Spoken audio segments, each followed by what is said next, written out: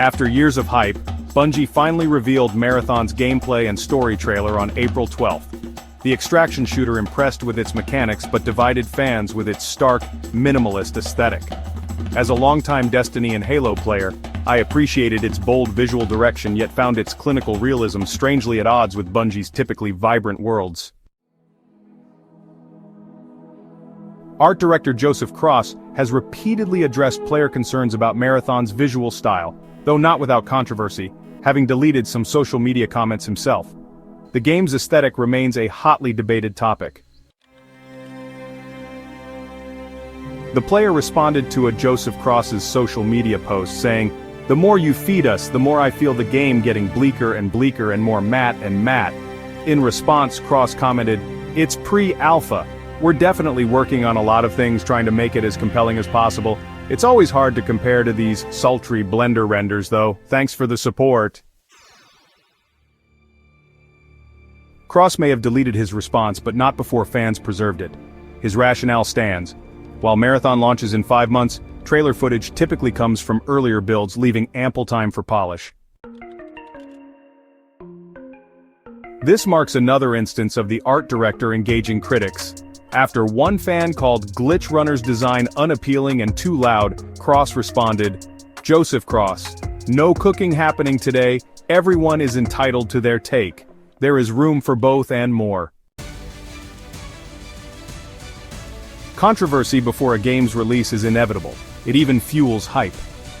While artistic critiques from knowledgeable players are understandable, things have taken an ugly turn. Freelance artist Antireal has accused Bungie of plagiarizing her work throughout Marathon. She pointed out that elements from her 2017 poster designs appear to have been directly incorporated into the game's environments. Antireal, "Clearly my work was good enough to pillage for ideas and plaster all over their game without pay or attribution." In a follow-up post, Antireal revealed that while Marathon's franchise art director Joseph Cross had followed her work for years, there had never been any direct communication between her and Cross, or any artists from Bungie.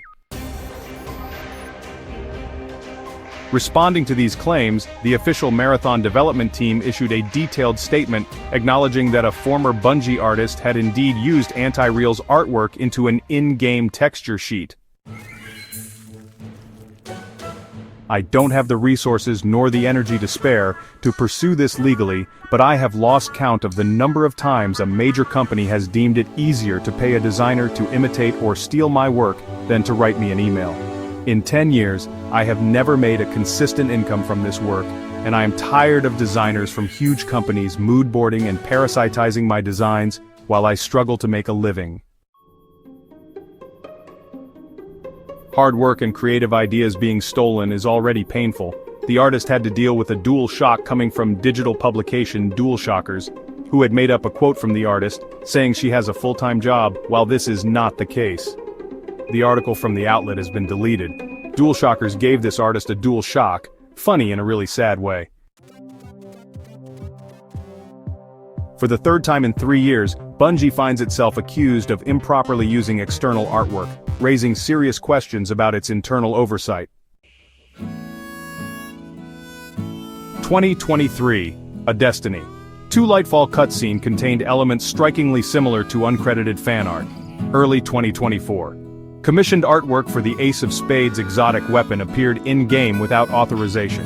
Now, in 2024, Marathon faces allegations of incorporating freelance designs into its alpha build. While Bungie compensated artists and issued apologies in prior cases, the recurrence begs the question, what safeguards exist, if any, to prevent this across decentralized teams? 3 nearly identical incidents suggest systemic issues, not isolated mistakes. Bungie isn't alone in this. Across the gaming industry, there are countless reported and unreported cases of plagiarism. Take this recent example. An artist accused a NetEast's concept artist of blatantly copying his work, making only minor tweaks, and then boldly posting it on social media as original.